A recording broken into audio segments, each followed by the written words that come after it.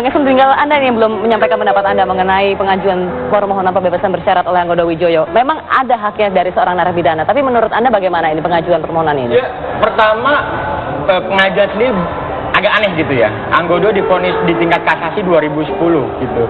Kalau kita berhitung tanpa remisi dan pembebasan bersyarat, dia harusnya bebas 2020. Tapi ketika proses dapat kabar pengajuan ini diajukan oleh diusul di Jenpas ke KPK 22 Agustus 2014 14 tadi, itu kan dia baru paling tidak menjalani 4 tahunan. Dan kemudian kita juga menjadi aneh ketika dia dinyatakan menerima remisi yang hampir 29 bulan.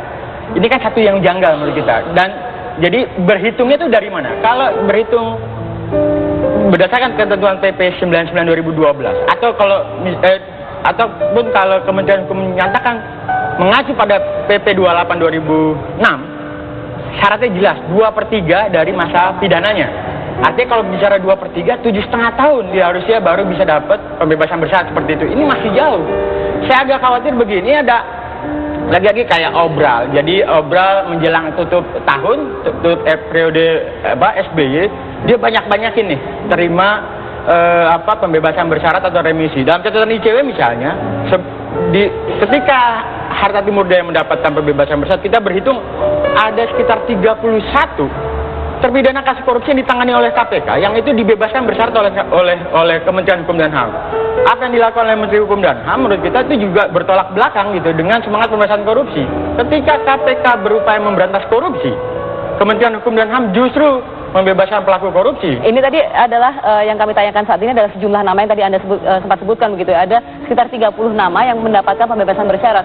Mungkin Pak Judin bisa mengomentari ini bagaimana perhitungan yang dilakukan oleh Kementerian Hukum dan HAM ketika memberikan remisi selama 29 hampir 29 bulan begitu, dan kemudian juga memberikan pembebasan bersyarat padahal belum ada 2/3-nya dari total masa tahanan 10 tahun itu. Mungkin Anda bisa sedikit menjelaskan bagaimana logikanya nih pada masyarakat? Ya, ini kalau saya sulit, ini kan teknis sekali, ya kan?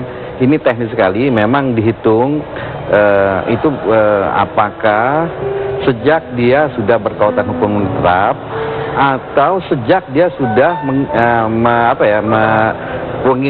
proses dia ditahan, ya kan? Jadi tahan sebelum menjadi vonis. Nah ini kita nggak tahu, ini mesti transparan. Jadi supaya jangan menimbulkan pertanyaan, saya kira ya ini dibuka aja, karena juga sesuai dengan undang-undang keterbukaan informasi publik. Saya kira Dirjen Pas itu ya sebaiknya itu juga menjelaskan ke publik. Menurut Anda apa mungkin ada bias tafsir begitu dalam peraturan pemerintah yang sehingga bisa menimbulkan kebingungan? Sebetulnya 2/3 ini dihitung sejak kapan gitu? Bukannya sudah jelas 2/3 dari masa tahanan? Loh iya, ini begini. Yang saya tahu ya, 2/3 itu bukan sejak dihitung dia inkrah gitu. Pokoknya dia 2/3. Nah, cuman yang saya tahu juga kalau misalnya remisi itu ya ada juga kalau orang yang belum BHT istilahnya berkekuatan hukum tetap, dia nggak berhak menerima remisi gitu loh. Nah kita juga nggak tahu ini 29 baik. Itu dihitung karena ini sangat teknis mungkin, sekali. Pak Tongson bisa mengingatkan kepada masyarakat sejak kapan sebetulnya Pak Anggodo ditahan? Pak Anggodo itu ditahan dari Januari 2010 dan perkaranya sudah putus itu di 2010.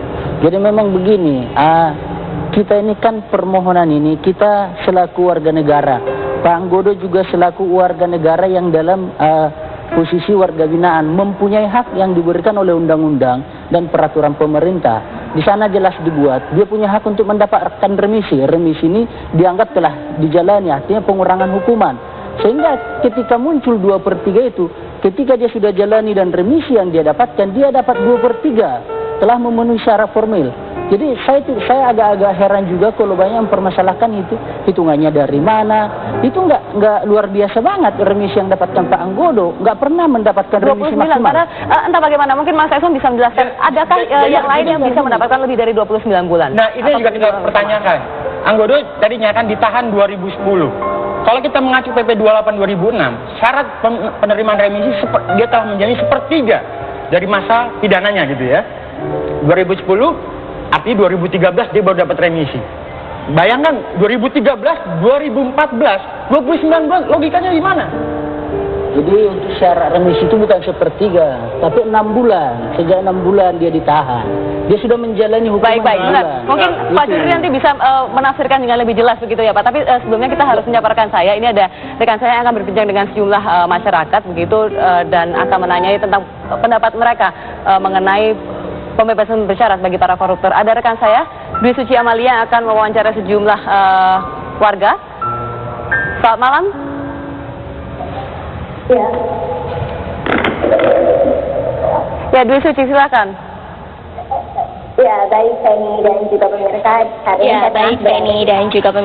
Saat ini saya tengah berada di salah satu taman di kawasan Menteng, Jakarta Pusat, di mana sini banyak sekali masyarakat yang memang tengah berkumpul dan saat ini terkait dengan pembahasan ataupun kontroversi pembebasan bersyarat yang diajukan oleh koruptor Anggodo Wijoyo yang tersangkut oleh kasus suap pimpinan KPK sebesar 5 miliar, dan juga pada 29 Agustus lalu koruptor Harta Timur Daya juga telah dibebaskan bersyarat terkait dengan kasus suap Bupati Buah. Lalu sebenarnya bagaimana tanggapan dari masyarakat? Kita akan tanyakan langsung. Di sini sudah ada Mas siapa Pak? Saya Roy. Mas Roy. Nah, Mas Roy, ini kan sudah ada pengajuan bebas bersyarat oleh salah satu tersangka koruptor, dan kemarin pun sudah ada koruptor yang juga telah bebas bersyarat. Menurut Mas nih, Mas Roy, setuju nggak sih koruptor itu dibebaskan bersyarat? Soal korupsi itu tidak ada ampunannya menurut saya. Saya tidak setuju sekali dengan sangat tidak setuju dengan proses pengampunan yang akan diberikan kepada para koruptor. Bangsa Indonesia ini adalah bangsa yang betul-betul kuat, bangsa yang betul-betul hebat, bangsa yang betul-betul bermartabat. Dengan mengampuni korupsi atau para koruptor, kita sebenarnya membiarkan para koruptor itu untuk berkembang biak di negara kita yang sebenarnya kuat secara hakiki. Oleh karena itu, melihat filosofi kita yang memang sangat humanistis, yang tumbuh berdasarkan falsafah hidup masyarakat, kita perlu toleransi terhadap kesalahan. Tetapi terhadap kesalahan yang kaitannya dengan melanggar atau menindas kepentingan banyak orang, seharusnya dan sepantasnya kita harus bertindak tegas dan melawan hal-hal yang bersifat menjatuhkan kepentingan banyak orang. Oleh karena itu kita perlu menanggapi peristiwa ini secara fundamentalis, sehingga kita punya filsafat yang teguh. Terima kasih Mas Roy. Nah, itu tadi sedikit tanggapan dari Mas Roy. Lalu ini saya juga sudah ada dengan salah satu narasumber lagi, dengan Mas siapa Mas? Aryo. Mas Aryo. Mas Aryo mungkin bisa melihat ke kamera. Ya Mas Aryo, ini kan ada koruptor yang mengajukan pembebasan bersyarat. Setuju nggak sih dengan koruptor itu mengajukan bebas bersyarat? Tidak setuju. Karena kalau satu sudah dibebaskan, pasti para koruptor yang tertangkap pengen juga dibebaskan. Dengan satu contoh yang minta bebas ini, gitu, kurang layak untuk dibebaskan. Lalu seharusnya seperti apa sih hukuman yang harus diterima oleh para koruptor? Untuk bikin jerah para koruptor, kenapa nggak bikin hukuman mati? Karena dengan satu hukuman mati, mereka yang para ketangkap akan ikut ke bawah hukuman mati, biar rakyat bisa merasakan kebebasan untuk menikmati hidup yang layak. Ya. Terima kasih Mas Aryo dan Mas Roy atas waktunya. Maaf mengganggu ya, sudah santai-santai di sini. Dan itulah tadi Feni dan juga pemirsa sedikit tanggapan dari masyarakat terkait pengajuan pembebasan bersyarat oleh para koruptor. Demikian yang dapat kami kabarkan. Kami kembalikan dulu pada Anda Feni di studio. Baik, terima kasih Dwi Suci Amalia atas perbincangan Anda dengan sejumlah warga yang ada di Taman Suropati. Saya ke Pak Judri. Pak, ini ada pertanyaan begitu dari yang tadi sejumlah masyarakat begitu yang sudah diwawancara rekan saya. Sepertinya ada yang melawan rasa keadilan begitu Pak. Para koruptor ini sudah merugikan negara begitu besar. Kemudian KPK, jaksa serta majelis hakim di Tipikor kemudian juga sudah memberikan vonis yang bisa dikatakan seharusnya bisa cukup berat untuk Anggodo Wijoyo misalnya 10 tahun begitu. Tapi ini kemudian dibentangkan dengan adanya remisi, kemudian pembebasan bersyarat yang nampaknya cukup mudah. Kalau menurut Anda, ini kemudian di mana rasa keadilan dari Kemenkumham Pak? Begini ya, ini kita mesti mendudukkan dulu persoalannya gitu ya. Kan publik itu mendapat kesan bahwa koruptor itu dibebaskan tanpa melalui proses peradilan. sebenarnya ini koruptor ini udah diadili, udah dihukum berat. Sekarang ini kan bukan yang sekarang ini bukan proses peradilan lagi. Ya ini proses peradilannya udah berhenti ketika dia sudah berkekuatan hukum yang tetap. Nah sekarang dia ini adalah narapidana terhukum. Ya itu secara universal memang ada diberikan di mana-mana di dunia ini ya. Setiap orang yang udah menjadi narapidana itu diberikan pengurangan hukuman. Ini bukan pembebasan. Nah istilahnya ini pembebasan bersyarat ini karena menurut undang-undang dan PP-nya dimaksud pembebasan bersyarat begini. Sebenarnya dia belum habis masa hukumannya, ya kan? Tetapi karena hal-hal tertentu diberikan keringanan dia keluar. Namanya ini pembebasan bersyarat. Jadi maksudnya bukan orang yang koruptor itu dibebaskan, bukan. Nah sekarang yang menjadi soal kan, apakah memang kita ini sekarang tidak memberikan keringanan terhadap narapidana koruptor, asal koruptor. Ya ini, jadi kalau yang diberikan yang diberikan pengurangan itu adalah tindak pidana lain gitu loh, ya kan? Misal tindak pidana umum yang lain, tapi khusus untuk korupsi misalnya, ya. Nah ini harus ada pengaturan. Nah di dalam di dalam hukum positif yang sekarang yang ada memang tidak ada. Nah sekarang pertanyaannya, adilkah atau tidak adil? Ini ya, kalau dari semangat yang saya katakan, kalau dari semangat untuk pemberantasan untuk korupsi, tentunya dibilang, oke, sekarang koruptor yang sudah menjalani hukuman yang kita sebut narapidana itu tidak juga diberikan keringanan berupa remisi maupun pembebasan bersyarat misalnya gitu loh ya. Nah ini sekarang akan menjadi